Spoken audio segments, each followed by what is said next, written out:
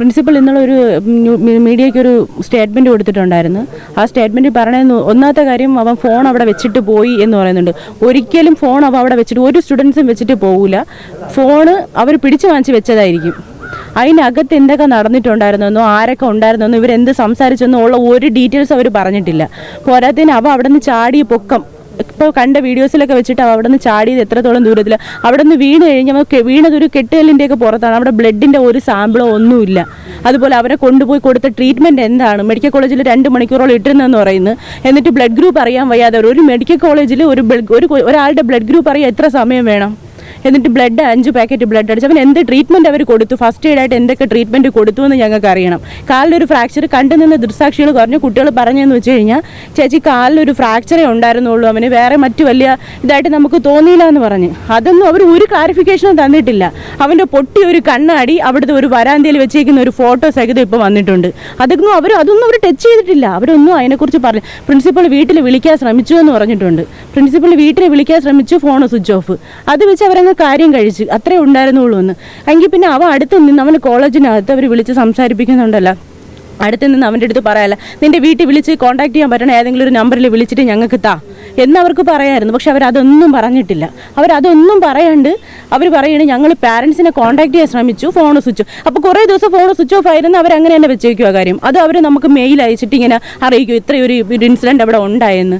അതൊന്നും അല്ല ചെയ്ത്. അതിനകത്ത് എന്തോ ഒരു വലിയ സംഭവം ഉണ്ടായിട്ടുണ്ട്.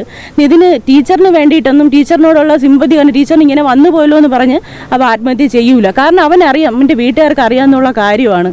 അതിനകത്ത് വെച്ച് അവനെ നല്ല രീതിക്ക് അവർ ടോർച്ചർ ചെയ്തിട്ടുണ്ട്. അവിടെ എന്ത് സംസാരിച്ചെന്നോ ഒന്നും പ്രിൻസിപ്പൾ അതിലൊന്നും പറയില്ല. പെട്ടെന്ന് പുള്ളി അങ്ങ് ഒഴിഞ്ഞു പോവുകയാണ് ചെയ്തത്. അതുപോലെ ഇപ്പോഴും നമുക്ക് അറിഞ്ഞൂടാ എന്താണ് അവിടെ സംഭവിച്ചതെന്ന് അറിഞ്ഞൂടാ. ഇതിൻ്റെ ഇടയ്ക്ക് പിന്നെ ഈ ലതാ മാം അവൻ്റെ ക്ലാസ്സിലെ പിള്ളേരുടെ അടുത്ത് പോയിട്ട് കുറച്ച് ഇത് പറയാൻ നോക്കിയിട്ടുണ്ടെന്ന്. അവൻ എൻ്റെ ഡ്യൂഡല്ലേ അവൻ്റെ അടുത്ത് ഇങ്ങനെയൊക്കെ ചെയ്ത്. കാരണം അതിവൻ ചാടിയതിന് ശേഷം ഒരുപക്ഷെ പിള്ളേരെ ഒന്ന് സിമ്പതി പിടിച്ച് പറ്റാൻ വേണ്ടി അവർ ചെയ്തതായിരിക്കും. അതല്ലാണ്ട് അവരിങ്ങനെ ചെയ്യൂല. എന്നിട്ട് അവർ ഇൻസ്റ്റാഗ്രാമിൽ ഉണ്ടായിരുന്ന ഫോട്ടോസ് ഫുൾ അവർ ഇവർക്ക് അവരുടെ ഭാഗത്ത് ഒരു തെറ്റില്ല എന്നുണ്ടെങ്കിൽ അവരത് എന്തുകൊണ്ട് അങ്ങനെ ചെയ്യണം? അവർ ഇൻസ്റ്റയിലെ ഫോട്ടോസൊക്കെ അവർ എടുത്ത് മാറ്റിയിരിക്കണം. ഇൻസ്റ്റ നിങ്ങൾ ആര് ചെക്ക് ചെയ്ത് നോക്കിയാലും അവരുടെ ഇൻസ്റ്റയിൽ ഇപ്പോൾ ഒരു ഫോട്ടോയും ഇല്ല. പക്ഷേ നമ്മൾ അവരുടെ ഫോട്ടോ ഇല്ല, അത് ടീച്ചറിൻ്റെ ഫോട്ടോ ഇല്ല. അവരെല്ലാം മാറ്റി, ഒന്നും ചെയ്തിട്ടില്ല. അതാണ് ഞങ്ങൾക്ക് സംശയം. ഇങ്ങനെ ഒരു മെസ്സേജ് വന്നിട്ടുണ്ടെങ്കിൽ ഇവരാരെങ്കിലും നമ്മൾ വിളിക്കണ്ടേ? അവൻ്റെ അമ്മയും അച്ഛനെ വിളിച്ചിട്ട് കിട്ടിയില്ല. ശരി, അവന് 2 സഹോദരന്മാരുണ്ട്. അവരെ വിളിക്കാനുള്ള ഒരു ബാധ്യത ഇവർക്കില്ലേ? അവന് തൊട്ടടുത്ത് നിർത്തി ചോദ്യം ചെയ്യുന്ന സമയത്തിന് അതിൻ്റെ വീട്ടുകാരെ നമ്പർ ഇടും. അപ്പോൾ അമ്മ അച്ഛനെ വിളിച്ചിട്ട് ഇവർ പറഞ്ഞു അത് കിട്ടിയില്ല, അതിൻ്റെ ഡീറ്റെയിൽസ് നമ്മൾ പോലീസിന് കൊടുത്തിട്ടുണ്ട്. എങ്കിൽ പിന്നെ അവനെ അടുത്ത് നിർത്തിയിട്ട് അവൻ്റെ ഫോണും അവരെ കയ്യിലുണ്ടല്ലോ. നിൻ്റെ പാരൻസിനെ അല്ലെങ്കിൽ നിൻ്റെ വീട്ടുകാരെ വിളിച്ചാൽ കിട്ടണ ഒരു നമ്പറിൽ എടുത്ത് കോൾ വിളിച്ച് തരാൻ പറഞ്ഞിട്ട് നമ്മളെടുത്ത് അവർക്കൊന്ന് സംസാരിക്കാമായിരുന്നല്ലോ. അവരതൊന്നും ചെയ്തിട്ടില്ല. പിടിച്ചു വെച്ചിട്ടുണ്ട് 100%. കാരണം അല്ലാണ്ട് അവൻ ഫോൺ അവിടെ വെച്ചിട്ട് പോകില്ല. ഒരു പക്ഷേ അവർ ആ ഫോണെങ്കിലും അവന് കൊടുത്തിരുന്നെങ്കിൽ പുറത്തിറങ്ങി ഞങ്ങളെ വിളിക്കുകയെങ്കിലും അവ ഒന്ന് ചെയ്യുമായിരുന്നു. നമ്മളെങ്കിലും അവനൊരു മനസ്സമാധാനം കൊടുക്കുന്ന സംസാരമെങ്കിലും നമ്മളൊന്ന് പറയുമായിരുന്നു. പക്ഷെ അവരതും ചെയ്തിട്ടില്ല. അവർ ഫോൺ ഏറ്റവും അവസാനം പറയുന്നുണ്ട് പോലീസിന് ഫോൺ കൈമാറിയത് പ്രിൻസിപ്പളാണെന്ന് പറയുന്നുണ്ട്. ഈ ഫോൺ അവിടെ വെച്ചിട്ട് അല്ലെങ്കിൽ ആ കൊച്ചു ഫോൺ വെച്ചിട്ട് ഇറങ്ങി പോയിട്ടുണ്ടെങ്കിൽ അവൻ്റെ മാനസികാവസ്ഥ എത്രത്തോളം വേദനയാണെന്ന് അവരെങ്കിൽ എന്തുകൊണ്ട് പിറകെങ്കിൽ പോയില്ല? അതും അവർ ചെയ്തിട്ടില്ല. ഫോൺ വെച്ചിട്ട് പോയി. അപ്പോൾ അവിടെ എങ്ങനെ ഫോൺ അവിടെ വെച്ചിട്ട് പോകും? എങ്ങനെ വെച്ചിട്ട് ഇപ്പോഴത്തെ പ്രായത്തിലുള്ള പിള്ളേർ എങ്ങനെയാണ് അവരെ കയ്യിൽ എപ്പോഴും ഫോൺ അവർ വെച്ചേക്കുള്ളൂ. അപ്പോൾ ഫോൺ ഈ പ്രശ്നം നടന്നിട്ട് അവൻ ഫോൺ അവിടെ വെച്ചിട്ട് അങ്ങ് പോയി. അതുപോലെ അതിനകത്ത് അവർ വേറെ ഒന്നും സംസാരിച്ചിട്ടില്ല. ഇത്രയും എന്തോ അവിടെ നല്ല രീതിക്ക് അവനെ പറയാണ്ട് അവൻ ചെയ്യില്ല. കാരണം അവൻ 100% നല്ല രീതിക്ക് പഠിച്ചിറങ്ങണമെന്ന് ആഗ്രഹിച്ചൊരു കൊച്ചാണ്. പോരാത്തതിന് ആ കോളേജിൽ ഇത്രയും പ്രശ്നങ്ങളും ഈ പ്രഷറും അവിടുത്തെ പിള്ളേർ മാക്സിമം അനുഭവിക്കുന്നുണ്ട് എല്ലാവരെ കൊണ്ടും. അതുകൊണ്ട് തന്നെ അനിയൻ വീണ്ടും അവൻ എൻട്രൻസ് എഴുതിയാണ് ഇപ്പോഴും. ഇതിൻ്റെ അടുത്ത മാസം എക്സാമാണ്. അവൻ ഇവിടെ വന്ന് ബുക്കുകൾ എടുത്തുകൊണ്ട് റൂമിലിരുന്ന് പഠിക്കുകയാണ്. ഒളിച്ചാണ് പഠിക്കണത്. ആരെങ്കിലും അറിഞ്ഞു കഴിഞ്ഞാൽ ഇവന് വീണ്ടും പ്രശ്നം ഉണ്ടാകും കോളേജിൽ. അപ്പോൾ ഒളിച്ച് അവൻ്റെ റൂമിലിരുന്ന് അവൻ്റെ റൂം തുറന്ന് നോക്കിയാൽ അറിയാം അവൻ്റെ നീറ്റിൻ്റെ ടെക്സ്റ്റുകൾ അവ ഒളിച്ചുകൊണ്ട് വെച്ചേക്കുന്നത് നിങ്ങൾക്ക് കാണാൻ പറ്റും. വീട്ടിലെ ആപ്ലിക്കേഷൻ എല്ലാം നമ്മുടെ പേരിലാണ് അവൻ അയച്ചത്. വീണ്ടും നീറ്റിന് അവിടെ നിന്ന് രക്ഷപ്പെടണം. MBBS എന്നുള്ളത് അവൻ്റെ മോഹമാണ്, ഡോക്ടർ ആവുമെന്നുള്ളത് മോഹമാണ് അവൻ്റെ. അപ്പോൾ അതിന് വേണ്ടിയിട്ട് വീണ്ടും അവൻ ട്രൈ ചെയ്യാണ്. അങ്ങനെയുള്ളൊരു കൊച്ചു എന്തിന് ആത്മഹത്യ ചെയ്യണം? അപ്പോൾ അതും ഈ ചെറിയൊരു ലോൺ എമൗണ്ടിന് നമ്മളെ കൊണ്ട് ആരെ കൊണ്ട് വിചാരിച്ചാലും പറ്റും ആ എമൗണ്ട് അടയ്ക്കാൻ. അപ്പോൾ അത് നമ്മളല്ലേ അവൻ കോൺടാക്ട് ചെയ്യുള്ളൂ. അതൊന്നും അല്ല ഇവിടെ സംഭവിച്ചേക്കണം. ആ റൂമിനകത്ത് എന്ത് സംഭവിച്ചെന്നുള്ളത് അവരിപ്പോഴും ഒന്നും പുറത്ത് വിടുന്നില്ല. ഈ ടീച്ചർ എന്തിന് ഇൻസ്റ്റാഗ്രാമിൽ ഇത്ര പെട്ടെന്ന് ഫോട്ടോ ഡിലീറ്റ് ചെയ്യണം? ആ ഒരു പൊക്കത്തിൽ നിന്ന് ചാടി എന്ന് പറയുന്നത് അതൊരു വലിയ പൊക്കമല്ല. ആ വലിയൊരു പൊക്കമായിട്ട് പറയുന്നില്ല. അവർ ആദ്യം പറഞ്ഞ് 3 നിലയുടെ മണ്ടയെന്ന്, പിന്നെ പറഞ്ഞ് 5 നിലയുടെ മണ്ടയെന്ന് ചാടിയെന്ന്. ഇപ്പോൾ ഒരു ഭാഗം കാണിച്ചിട്ട് ആ ഭാഗത്തു നിന്നാണ് അവൻ ചാടിയെന്ന് പറയുന്നത്. ചാടിയ ഭാഗത്ത് വെട്ടുകല്ലിൻ്റെ കിടപ്പുണ്ട്. ആ വെട്ടുകല്ല് ഇടിച്ചു കഴിഞ്ഞാൽ രക്തമൊക്കെ അവിടെ സ്പ്രെഡ് ആവത്തില്ലേ? അങ്ങനെ ഒന്നുമില്ല. അതുപോലെ അവൻ എന്ത് ട്രീറ്റ്മെൻറ്റ് അവിടെ അവർ മെഡിക്കൽ കോളേജിൽ കൊടുത്തു? അവിടെ ഒരു ഫെസിലിറ്റി ഇല്ലെങ്കിൽ അവർ വേറെ അടുത്ത് കൊണ്ടുപോകത്തത്. 3 മണിക്കൂറോളം അവൻ ജീവനോടെ ഉണ്ടായിരുന്നില്ലേ? 1:30 ചാടിയുമ്പോൾ 3:30 മരിച്ചത്. എങ്കിൽ പിന്നെ അവർക്ക് വേറെ ഹോസ്പിറ്റലിൽ കൊണ്ടുപോയി കൂടായിരുന്നു അവനാ? അവരതും ചെയ്തിട്ടില്ല. അവർ എന്ത് ട്രീറ്റ്മെൻറ്റ് കൊടുത്തെന്നുള്ളൊരു ഡീറ്റെയിൽസ് ഇതുവരെയും പറഞ്ഞിട്ടില്ല. ഫസ്റ്റ് എയ്ഡ് കൊടുത്തു, ബ്ലഡ് അടച്ചു. എന്തിന് ബ്ലഡ് അടച്ച്? ഇന്റേണൽ ബ്ലീഡിങ്ങിന് ബ്ലഡ് അടയ്ക്കേണ്ട ആവശ്യം വരുമെന്ന് എനിക്ക് തോന്നുന്നില്ല. ഒന്നിൽ അവൻ്റെ ശരീരത്തിൽ നിന്ന് ബ്ലഡ് എത്രത്തോളം പോയിട്ടുണ്ടെങ്കിൽ ബ്ലഡ് അടയ്ക്കണം. അവിടെ ബ്ലഡ് അധികമായിട്ട് അവിടെ ആ തറയിൽ വീണ പാടുകളൊന്നുമില്ല. പിന്നെ ബ്ലഡ് ഇവർ അടച്ചെന്നുള്ളൂ. പിന്നെ ബ്ലഡ് ഗ്രൂപ്പിന് അറിയാണ്ട് കുറച്ച് ബുദ്ധിമുട്ടി. അവൻ്റെ ഐഡൻറ്റി കാർഡിലുണ്ടായിരുന്ന ബ്ലഡ് ഗ്രൂപ്പ് വേറെ ആയിരുന്നു. അത് കഴിഞ്ഞിട്ട് അവൻ്റെ ബ്ലഡ് ഗ്രൂപ്പ് വേറെ. ഒരു ബ്ലഡ് ഗ്രൂപ്പ് അറിയാൻ എത്ര സമയം വേണം? ഒരു മെഡിക്കൽ കോളേജിലാണിത്. നിങ്ങൾ ആലോചിക്കണം, ഒരു മെഡിക്കൽ കോളേജിൽ ഒരു പേഷ്യൻറ്റിൻ്റെ ബ്ലഡ് ഗ്രൂപ്പ്. അവിടെ നിന്നുള്ള സ്റ്റുഡൻസ് അങ്ങനെ പറഞ്ഞത് ബ്ലഡ് ഗ്രൂപ്പൊക്കെ അറിയാനായിട്ട് കുറച്ച് സമയം എടുത്ത്. അങ്ങനെ പിന്നെ കുട്ടികളെയൊക്കെ അന്വേഷിച്ചാണ് അവിടെ വേറെ ആൾക്കാർ അന്വേഷിച്ച് കോളേജിൽ പോയേക്കുന്നു. ബ്ലഡ് എത്രയും പെട്ടെന്ന് എ പോസിറ്റീവ് ബ്ലഡ് എന്ന് പറയുന്നത് അത്രയ്ക്ക് ഇതായിട്ടുള്ള ബ്ലഡ് ഗ്രൂപ്പ് അല്ല. ഒരു മെഡിക്കൽ കോളേജിൽ പെട്ടെന്ന് ചെന്ന് കഴിഞ്ഞാൽ പെട്ടെന്ന് കിട്ടുന്ന ബ്ലഡ് ഗ്രൂപ്പാണ് എ പോസിറ്റീവ്. എൻ്റെ അനിയൻ്റെ എ പോസിറ്റീവാണ്. അതിനുവേണ്ടി അവർ ഇത്രയും അന്വേഷിച്ചെടുക്കേണ്ട കാര്യം തോന്നുന്നത്. അവിടെ ഒരു ബ്ലഡ് ബാങ്ക് ഇല്ലേ പ്രോപ്പറായിട്ടുള്ളത്? ഒരു മെഡിക്കൽ കോളേജ് അല്ലേ? അവരെന്ത് ഫെസിലിറ്റീസ് അവിടെ മെഡിക്കൽ കോളേജ് നടത്തുന്നത്? ഒരു മാനേജ്മെന്റ് ഈ നിമിഷം വരെ ഒരു മാനേജ്മെന്റിന്റെ ഭാഗത്ത് നിന്ന് വിളിക്കുന്നതെന്ന് പറഞ്ഞൊരു കോൾ വന്നിട്ടില്ല. അവിടുത്തെ മാനേജ്മെന്റ് ഡീറ്റെയിൽസ് എന്തോന്നു ആർക്കും അറിഞ്ഞുകൂടാ. പ്രിൻസിപ്പളിന്റെ കാര്യം പറഞ്ഞു. പ്രിൻസിപ്പളിന് ഇതിൽ ഒരു ഇതും ഇല്ലാത്ത രീതിക്കാണ് പ്രിൻസിപ്പൾ അങ്ങ് സംസാരിച്ചിട്ട് പോണത്. സംശയമുണ്ട്, പ്രിൻസിപ്പലിൻ്റെ ഉണ്ട്, ലതാ മാമിലും ഉണ്ട്. അതിനകത്ത് എന്ത് സംഭവിച്ചു എന്ന് ഇവർ പറയണം. അതിൻ്റെ അകത്ത് CCTV വിഷ്വൽസ് എന്തായിരുന്നു, അവിടെ അവർ സംസാരിച്ചത് എന്തൊക്കെയാണ്?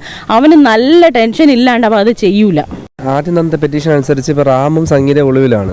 അപ്പോൾ അവർ കിട്ടുന്നതിൽ ഇപ്പോൾ എന്തോ നല്ലൊരു താമസം വരുന്നുണ്ട്, കാലതാമസം എടുക്കുന്നുണ്ട്. അത് ഈ കേസിൻ്റെ ഒരു ഇതിന് ബാധിക്കും, കാര്യം നീണ്ടുപോകും.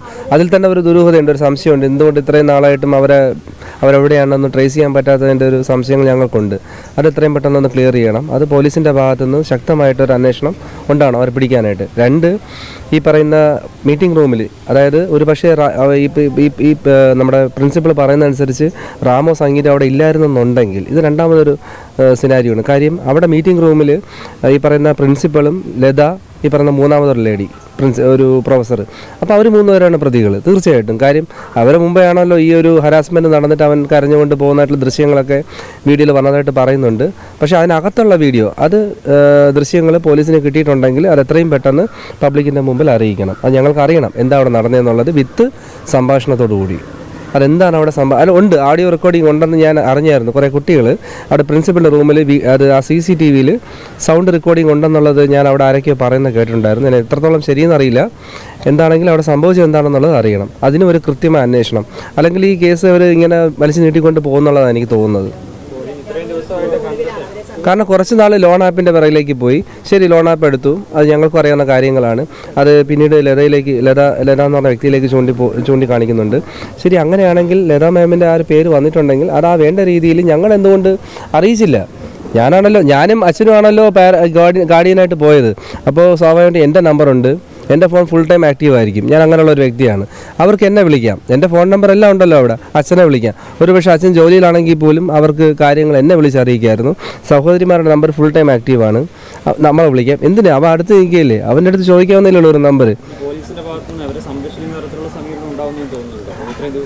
ഇപ്പോൾ ഇത്രയും ദിവസങ്ങളൊക്കെ കടന്നു പോയതിന് ശേഷം എനിക്കൊരു സംശയങ്ങൾ പറഞ്ഞ പോലീസിൻ്റെ ഭാഗത്തു നിന്നാണോ അതോ ഇനി മാനേജിൻ്റെ ഭാഗത്താണോ എന്ന് എനിക്കറിയില്ല. പക്ഷേ ഒരു സംരക്ഷണം കൊടുക്കുന്നുണ്ട് ആരൊക്കെയോ. ഈ 2 പേർക്ക് രക്ഷപ്പെടാനുള്ള തരത്തിലുള്ള സംരക്ഷണം എന്തായാലും നൽകുന്നുണ്ട്. തൃപ്തിയില്ല എന്ന് ഞാൻ പറയുന്നില്ല. അന്വേഷണവുമായിട്ട് നമ്മൾ നല്ല രീതിയിൽ തന്നെയാണ് പോകുന്നത് തന്നെയാണ്. പക്ഷേ അവിടെ നടക്കുന്ന സംഭവങ്ങളായിട്ടൊരു പൊരുത്തക്കേട്. കാര്യം ഈ 2 പേരെയും കിട്ടാത്തതിലുള്ള ഒരു കാലതാമസം, അതെന്തുകൊണ്ട് പോലീസിന് അവർക്ക് അറിയാൻ പറ്റുന്നില്ല, അവരുടെ ലൊക്കേഷൻ അല്ലെങ്കിൽ അവരെ പിടിക്കാൻ പറ്റുന്നില്ല എന്നുള്ളൊരു ഒരു സങ്കടമുണ്ട്, ഒരാശങ്കയുണ്ട്. അതിൽ തൃപ്തിയില്ലെന്ന് ഞാൻ ഒരിക്കലും പറയുന്നില്ല. ഞങ്ങൾ പോയ ദിവസം മുതൽ അവിടുത്തെ CI അദ്ദേഹം ഞങ്ങൾക്ക് വളരെ നല്ലൊരു വാക്ക് തന്നിട്ടുണ്ടായിരുന്നു. കാര്യം ശക്തമായ രീതിയിൽ അന്വേഷണം നടക്കും. ഞാൻ ഇന്നലെയും ഇന്നും കൂടി വിളിച്ച് സംസാരിച്ചു. പോസ്റ്റ്മോർട്ടം റിപ്പോർട്ട് ഇതുവരെ വന്നിട്ടില്ലെന്ന് തന്നെയാണ് പറഞ്ഞത്. പക്ഷേ ഈ പോസ്റ്റ്മോർട്ടം റിപ്പോർട്ട് ഇത്രയും കാലതാമസം എടുക്കുന്നത് എന്തുകൊണ്ടെന്നുള്ളൊരു ചോദ്യമുണ്ട്. അതൊരു സംശയമായിട്ടാണ് ഞങ്ങളുടെ ഭാഗത്ത് നിൽക്കുന്നത്. എന്തുകൊണ്ട് ഇത്രയും നാളായിട്ടും റിപ്പോർട്ട് വന്നിട്ടില്ല? അതൊക്കെയാണ് ഞങ്ങളുടെ സംശയങ്ങൾ. പിന്നെ ഈ ഉണ്ടായ ശരീരത്തിലുണ്ടാകുന്ന പാടുകളുടെ കാര്യം അതും വ്യക്തമായിട്ട് അത് ഞാൻ നേരിട്ട് കണ്ടതാണ്. നേരിട്ട് കണ്ടതാണ്. അവിടുത്തെ കുട്ടികൾ പോലും പലരും പറയുന്നുണ്ട് അവൻ്റെ ദേഹത്ത് ഒരു ഫോട്ടോസൊക്കെ അവരെടുത്തതല്ലേ, അപ്പോൾ അതൊക്കെ ദൃശ്യങ്ങളിലൊക്കെ കാണിക്കുന്നുണ്ടല്ലോ. അപ്പോൾ ഒരു പാടുകളും അവിടെ ഇല്ല അവൻ്റെ ശരീരത്തിൽ. സ്വാഭാവികമായിട്ടും തലയ്ക്ക് വെയിറ്റ് കൂടുമ്പോൾ മറിഞ്ഞ് വീഴുമ്പോൾ മുൻഭാഗങ്ങളിലോ പിറകുവശങ്ങളിലായിട്ടോ ഒരു പൊട്ടലോ എന്തെങ്കിലും ചതവോ കൊണ്ടാവണം. ഇതൊരു നെറ്റിയുടെ ചെറിയൊരു ഭാഗത്തുള്ള ഒരു പോറലും പിന്നെ കുറച്ച് അവിടെ ഇവിടെ ആയിട്ടുള്ള ചെറിയ ചതവുകളൊക്കെയാണ് കണ്ടത്. പിന്നെ കൂടുതലായിട്ട് കണ്ടത് ഈ കക്ഷത്തിൻ്റെ, അത് ലെഫ്റ്റോ റൈറ്റ് ആണെന്ന് എനിക്ക് ഓർമ്മയില്ല, ഈ ഒരു ഭാഗത്ത് താഴെ ഭാഗത്തായിട്ട് അണ്ടർആമിൻ്റെ ഭാഗത്തായിട്ട് ചെറിയ ഈ കമ്പി കൊണ്ട് കുത്തിയിട്ടുള്ള ഒരു പാടുകളാണ് കാണുന്നത്. അപ്പോൾ അത് ഞാൻ പറഞ്ഞിട്ടുണ്ട് സാർ, ഇവിടെ വന്നപ്പോഴും ഞാൻ പറഞ്ഞു. i2i News, an eye for truth.